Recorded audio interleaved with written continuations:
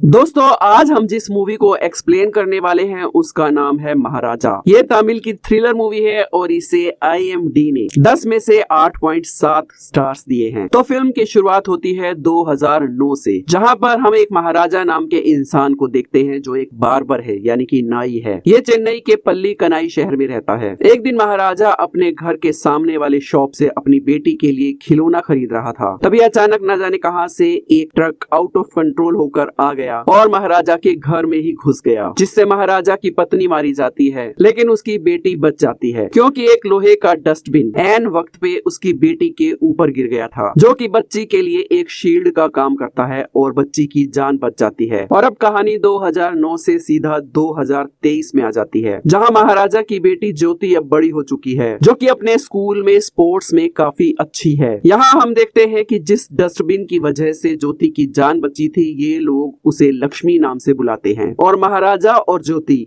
दोनों ही इस डस्टबिन की किसी देवी की तरह पूजा करते हैं। और इतना ही नहीं, हर शुक्रवार को ये लोग इसकी क्लीनिंग भी करते हैं। महाराजा का अब खुद का एक छोटा सा सलून है और वो अपनी बेटी ज्योति से बहुत ज्यादा प्यार करता है। वो इतना प्यार करता है कि एक बार स्कूल के ऑनर ने ज्योति को बिना किसी गलती के डांट दिया था, लेकिन जब बाद में पता चला कि ज्योति की गलती नहीं थी, उसकी एक टीचर आसिफा उस बच्चे को लेकर आती है जिसने सच में गलती की थी, तो महाराजा जिद पकड़ लेता है कि वो ऑनर ज्योति से माफी मांगे और थक हार को लास्ट में उसे ज्योति से माफी मांगनी ही पड़ती है। यहाँ पर हम ज्योति की टीचर आसिफा से मिलते हैं, जो कि ज्योति को बहुत ज्यादा पसंद करती है। और अब आसिफा ज्योति सहित सारे स्टूडेंट्स को कोयम्बटूर लेकर जा रही है स्पोर्ट्स कैंप के लिए। और फिर एकदम से सीन चेंज हो जाता है और एक सांप पर फोकस करता है। ये सांप जिस घर में जाता है वो महाराजा का ही घर था। ये सांप महाराजा के ऊपर से ही जाता है। यहाँ हम देखते हैं कि महाराजा अपने घर में बेहोश हालत में पड़ा है और उसे बहुत सारी चोटें लगी हैं। इसीलिए सांप जब उसके ऊपर से गया तो उसे पता नहीं चला और घर का सारा सामान भी इधर उधर बिखरा पड़ा है। देखने में ऐसा लग रहा था कि यहाँ कोई चोरी हुई है। सीन फिर से चेंज होता है और यहाँ हम एक रावड़ी टाइप के इंसान को देखते हैं, जो कि अपनी एक बहुत महंगी गाड़ी लेकर एक गैराज में पहुंचता है। दरअसल ये रावड़ी आदमी अपनी गाड़ी की सर्विसिंग के लिए इस गैराज में गया था और इसकी गाड़ी जब वापिस आई तो इसने नोटिस किया कि इसकी गाड़ी में चश्मा था, जो कि अब गायब है। ये उसी चश्मे के बारे में पूछने के लिए गैराज में आया है। ये यहाँ पर चश्मे के बारे में पूछते हुए गैराज के लोगों को पीटने लगता है। उसी टाइम यहाँ पर गैराज का एक वर्कर जिसका नाम धना था वो आता है और ये अमीर आदमी उसे भी पीटता है, क्योंकि उसे शक था कि उसका चश्मा इसी ने लिया है। फिर हम देखते हैं कि ये धना जो है वो पब में जाता है और वहाँ पर वो अमीर आदमी पहले से ही बैठा दारू पी रहा था और धना के हाथ में वही चश्मा है जो उसके सामने वो तोड़ देता है और फिर धना उस अमीर आदमी को भी पीटता है। सीन फिर से चेंज होता है और महाराजा, जिसे की काफी चोटें लगी हैं, वो पुलिस स्टेशन में बैठा है। वो पुलिस स्टेशन में रिपोर्ट लिखवाने के लिए आया है कि पिछली रात को 3 लोग उसके घर में डकैती करने के लिए आए थे। महाराजा की उनसे हाथापाई हुई और फिर वो बेहोश हो गया और जब वो होश में आया तो उसने पाया कि उसकी लक्ष्मी गायब है। पुलिस वालों को लगा कि लक्ष्मी या तो इसकी बेटी है या उसकी पत्नी है, लेकिन जब वो बताता है कि लक्ष्मी एक डस्टबिन का नाम है तो सभी हैरान थे। अब महाराजा चाहता है कि पुलिस उसकी लक्ष्मी को ढूंढने में मदद करे। महाराजा कहता है कि उसकी बेटी ज्योति के कैंप से आने से पहले उसे लक्ष्मी ढूंढ कर चाहिए। पहले तो पुलिस वाले महाराजा को पागल समझते हैं और उसके साथ काफी बुरा बर्ताव भी करते हैं। बेसिकली यहाँ पर काफी उठापटक तोड़फोड़ होती है और एंड में वो महाराजा की जिद के सामने हार जाते हैं, क्योंकि महाराजा ने उनसे रुपए देने का वादा किया। महाराजा उन्हें कहता है कि अगर वो उसकी लक्ष्मी को ढूंढ कर लाते हैं तो वो उन्हें 5 लाख रुपए देगा। यहाँ जो पुलिस वाला है उसका नाम है वरदराजन और ये एक घूसखोर है और पैसे का नाम आते ही ये केस को सॉल्व करने के लिए तैयार हो जाता है। पुलिस वालों की तहकीकात शुरू हो जाती है।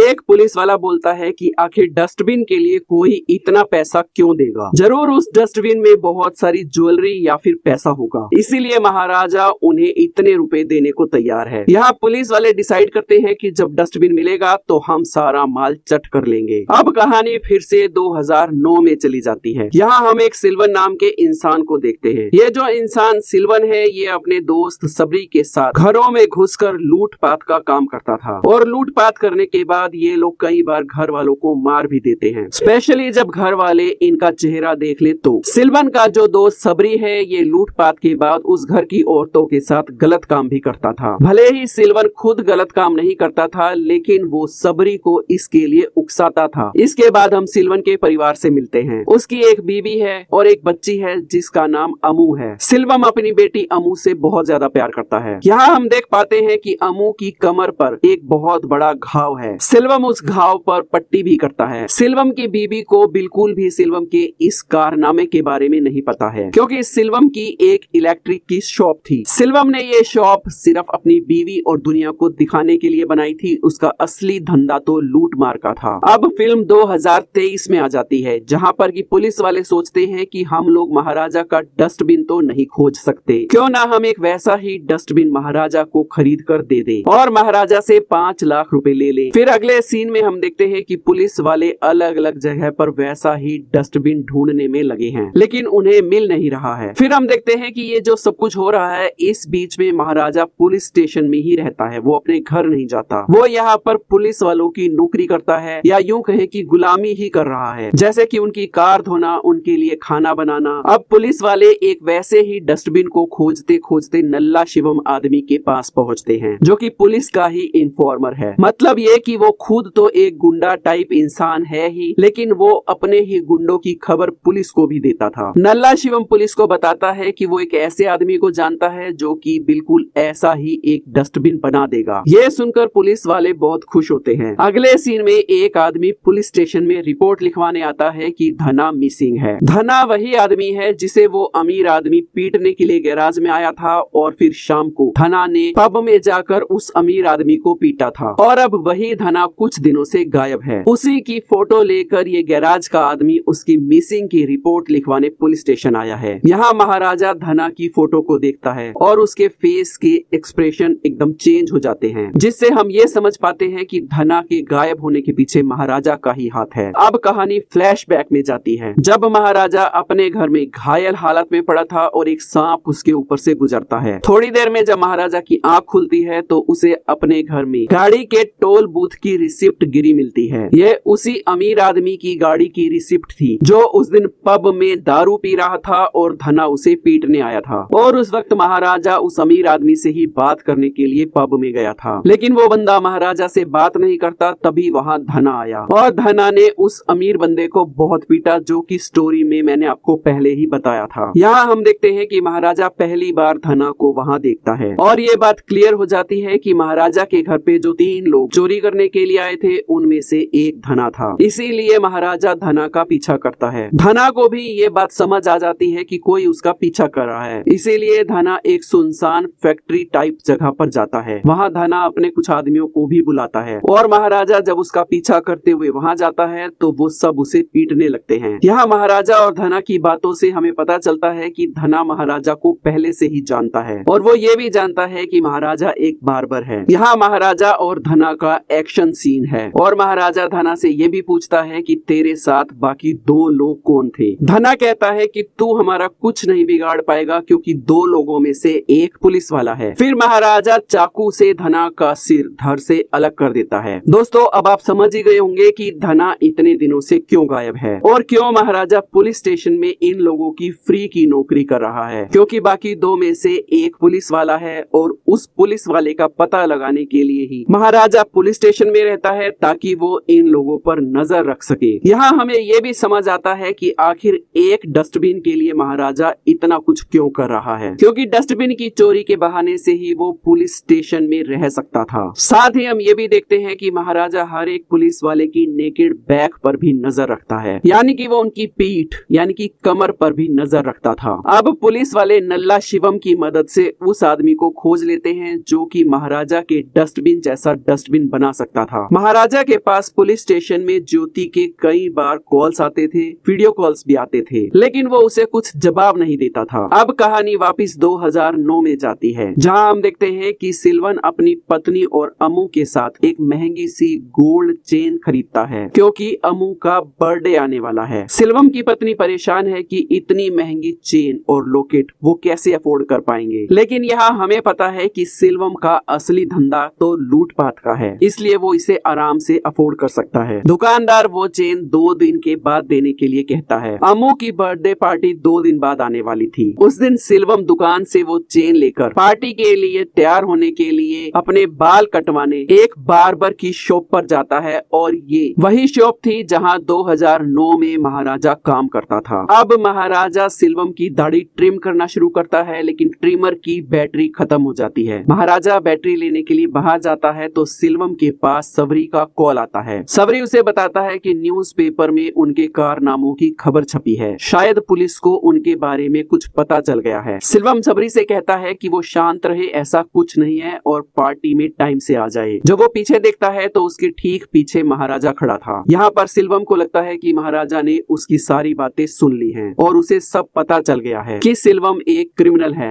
लेकिन वो यहाँ कुछ नहीं बोलता, चुपचाप चला जाता है। फिर हम देखते हैं कि वो घर में अपनी बेटी के लिए जो लॉकेट लाया था उसे ढूंढ रहा है, क्योंकि वो गायब हो गया है। दरअसल वो लॉकेट जल्दी में महाराजा की दुकान पर ही छोड़ आया था, जो कि महाराजा को उसकी दुकान पर मिलता है। वो लॉकेट लौटाने के लिए सिल्वम के घर की तरफ निकलता है, लेकिन अनफॉर्चुनेटली पुलिस भी उसी वक्त सिल्वम को पकड़ने के लिए उसके घर आ जाती है। पुलिस उसके गुनाहों के लिए उसे अरेस्ट करती है। यहाँ सिल्वम का दोस्त सबरी अपनी गन निकाल लेता है, इसलिए पुलिस उसे वहीं मार देती है और सिल्वम को पकड़कर ले जाती है। सिल्वम पुलिस के साथ महाराजा को वहाँ खड़ा देखता है तो उसे लगता है कि महाराजा ही उसे पकड़वाने के लिए पुलिस लेकर आया है, जबकि हम जानते हैं कि महाराजा तो वहाँ सिर्फ लॉकेट को और चेन को लौटाने के लिए आया था। यहाँ सिल्वम की बीवी को जब पता चलता है कि सिल्वम चोरी डकैती करता था और औरतों के साथ गलत काम भी करता था, तो वो अपने पति को काफी धिक्कारती है और उससे सारे रिश्ते नाते भी तोड़ लेती है। इन शॉर्ट यहाँ पर सिल्वम की पूरी जिंदगी ही बिखर गई थी और वो इसका जिम्मेदार महाराजा को ही मानने लगा। अब कहानी 2023 में आती है, जहाँ पर पुलिस वालों ने एक नकली डस्टबिन को तैयार कर लिया है और नल्ला शिवम की मदद से उस डस्टबिन को थोड़ा पुराना सा भी बना दिया है। वो लोग उसमें डेंट वगैरह भी डालते हैं ताकि वो महाराजा के डस्टबिन जैसा ही दिखे। अब पुलिस वालों को एक चोर का इंतजाम करना था जो इस चोरी का इल्जाम अपने सिर पर ले सके, जिससे कि महाराजा के घर पर डस्टबिन की चोरी का केस क्लोज हो जाएगा और पुलिस को 5 लाख रुपए भी महाराजा से मिल जाएंगे और डस्टबिन की चोरी के लिए चोर को सजा भी नहीं होगी। मतलब ये कि सारा प्रॉब्लम सॉल्व हो जाएगा। लेकिन अब एक और प्रॉब्लम थी कि डस्टबिन जैसी चीज की चोरी के लिए अपने सिर पर कोई भी चोर इल्जाम लेने को तैयार नहीं था, क्योंकि चोरों के समाज में भी उनकी एक इज्जत है। इसलिए फाइनली नल्ला शिवम को ही कहा जाता है कि वो ही डस्टबिन की चोरी का इल्जाम अपने सिर पर ले ले, क्योंकि बदले में पुलिस 5 लाख में से उसे भी कुछ हिस्सा देने को तैयार थी। अब पुलिस वाले महाराजा को कॉल करते हैं कि वो अपने घर पे हुई चोरी की सारी कहानी फिर से बताए, ताकि नल्ला शिवम इस चोरी की कहानी को सुन ले और कल उसके सामने वही सारी बातें रिपीट करे, जिससे महाराजा को लगे कि यही सच में चोर है। यहाँ हम देखते हैं कि महाराजा पुलिस को चोरी की कहानी सुनाता है। वो कहानी तो वही सुना रहा था, लेकिन उसके विजुअल में हमें कुछ और ही दिखाया जाता है। हुआ यूं कि दरअसल उस रात महाराजा नहीं बल्कि उसकी बेटी ज्योति घर पर वापिस आई थी और वहाँ पर 3 लोग पहले से ही मौजूद थे।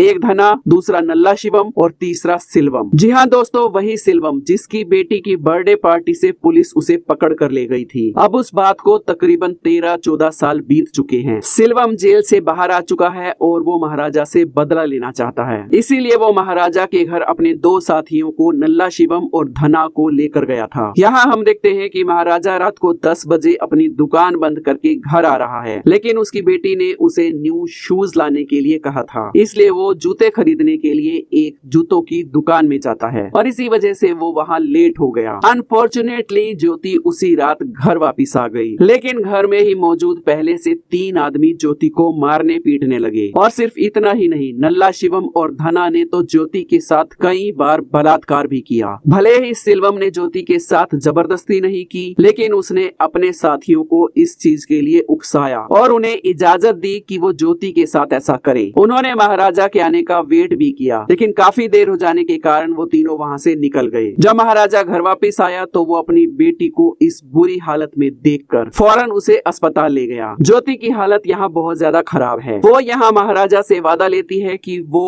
उन लोगों को ज्योति के सामने जरूर लाएगा जिन्होंने ज्योति की ये हालत की है। साथ ही ज्योति ये भी बताती है कि उनमें से एक आदमी की पीठ पर ट्यूमर जैसा कुछ था। यहाँ पर हमें ये समझ आता है कि क्यों महाराजा पुलिस स्टेशन में हर एक पुलिस वाले की नेकेड बैक पर नजर रखता था। अब महाराजा घर आकर खुद को ही बहुत सारी चोटें पहुंचाता है। दोस्तों, ये वही सांप वाला सीन है जहां महाराजा घायल हालत में पड़ा है और उसके ऊपर से सांप गुजरता है। फिर होश आने के बाद उसे अपने घर पर टोल प्लाजा की रिसीट मिलती है। उसके बाद क्या हुआ वो तो अब आप जानते ही हैं। अब हम समझ चुके हैं कि महाराजा ने डस्टबिन चोरी की कहानी क्यों बनाई, और महाराजा ने जो कहानी बनाई थी कि चोरों ने उसे पीटा और घर में चोरी की, असल में ये सब कुछ ज्योति के साथ हुआ था और डस्टबिन के बहाने से वो ज्योति के गुनाहगारों को ढूंढना चाहता था। फिल्म में ये सब कुछ हमें विजुअल के थ्रू दिखाया गया और अब पूरी कहानी हमारे सामने क्लियर हो गई। महाराजा ये सारी कहानी फोन पर सुना रहा था, साथ ही साथ हमें ये पूरी ज्योति वाली कहानी विजुअल में दिखाई गई ताकि हम पूरी स्टोरी को ठीक से समझ सके। पूरी स्टोरी सुनने के बाद नल्ला शिवम समझ गया कि ये वही क्राइम वाली रात है जब वो महाराजा के घर में गए थे। नल्ला शिवम सोचता है कि वो रात को ही फरार हो जाएगा और सुबह महाराजा के घर नहीं जाएगा, लेकिन पुलिस वाले उसे वहीं पर रोक लेते हैं। पुलिस वाला बोलता है कि सुबह जल्दी नकली डस्टबिन लेकर महाराजा के घर जाना है और उससे ढेर सारा पैसा लेना है, इसलिए रात को तुम्हें यहीं रुकना होगा। अगले दिन पुलिस वाले जब महाराजा के घर आते हैं और नल्ला शिवम महाराजा के सामने वही चोरी वाली स्टोरी सुनाता है, तो उसकी हरकतें और एक्शन को देखकर ये क्लियर हो जाता है कि नल्ला शिवम ही उसी रात महाराजा के घर में आया था और उस गंदी हरकत को अंजाम दिया था। लेकिन महाराजा डस्टबिन मिलने की खुशी में नल्ला शिवम के गले मिलता है। असल में वो नल्ला शिवम की पीठ पर ट्यूमर को देखना चाहता था। वो गले मिलने के बहाने से उसकी पीठ पर ट्यूमर को फील करता है। अब आता है कहानी में एक ट्विस्ट। यहाँ पुलिस वाले महाराजा से कहते हैं कि तुम अपनी बेटी के साथ गलत करने वाले को सजा नहीं दोगे। दोस्तों, हकीकत में पुलिस वाले सब जानते थे, क्योंकि जब वो डस्टबिन की पूछताछ के लिए इधर उधर गए थे तो उन्हें महाराजा की बेटी के साथ जो गलत हुआ वो सब कुछ पता था और उन्हें ये भी पता था कि ये नल्ला शिवम और सिल्वम का ही काम है। ऐसे में इंस्पेक्टर वरदराजन महाराजा से कहते हैं कि तुम नल्ला शिवम को यही मार देना चाहते हो तो मार दो, हम इस केस को यहीं पर छुपा देंगे, बंद कर देंगे। बेसिकली हम देखते हैं कि यहाँ महाराजा की मदद अब पुलिस भी कर रही थी। ऐसे में महाराजा नल्ला शिवम को भगा भगा के मारता है और अब बचा सिल्वम। महाराजा उस कंस्ट्रक्शन साइट पर पहुंचता है जहां सिल्वम जेल से छूटने के बाद काम करता था। यहाँ महाराजा सिल्वम के लोगों को पीटता है और फाइनली उसकी मुलाकात होती है सिल्वम से। सिल्वम को देखकर महाराजा चौंक जाता है, क्योंकि उसे नहीं पता था कि ये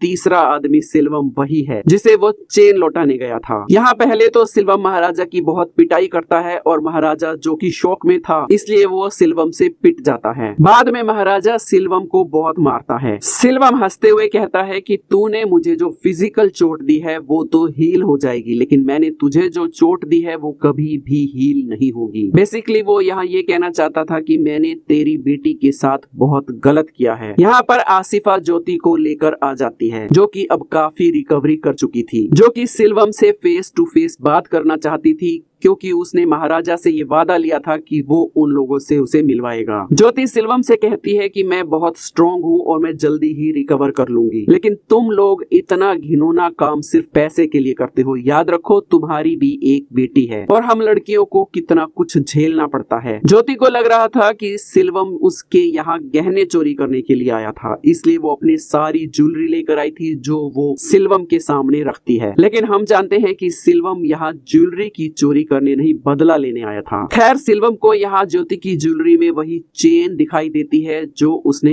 अमू के बर्थडे के लिए खरीदी थी। यहाँ कहानी में एक बड़ा ट्विस्ट है जो कि हार्ट चेंजिंग है। दरअसल 2009 में जब सिल्वम अरेस्ट हुआ था उसके बाद सिल्वम की पत्नी अपनी बेटी को लेकर किसी दूसरे घर में रहने के लिए शिफ्ट हो गई और महाराजा अपनी पत्नी और बेटी को लेकर उसकी पत्नी के पास उनकी चेन लौटाने के लिए गया, लेकिन सिल्वम की बीवी ने चेन लेने से मना कर दिया और कहा कि ये चोरी के पैसों से खरीदी गई चेन है, इसलिए वो उसे नहीं लेना चाहती। फिर महाराजा सामने वाली टॉय की शॉप से एक टॉय खरीदने गया। तभी वो ट्रक कहीं से आया और अचानक उस घर के अंदर घुस गया जहाँ पर उस वक्त महाराजा की बीवी और बेटी थी और सिल्वम की बीवी और बेटी थी, जो सीन हमने फिल्म की स्टार्टिंग में देखा था। अब यहाँ इस ट्रक से कौन कौन मरता है आप ये बात थोड़ा ध्यान से सुनना। यहाँ महाराजा की बीवी सिल्वम की बीवी दोनों ही मर जाती हैं और महाराजा की बेटी भी मर जाती है और वो डस्टबिन सिल्वम की बेटी के ऊपर गिरा था, जिसकी वजह से वो बच गई। तो वो एक्चुअली सिल्वम की ही बेटी थी, जिसे महाराजा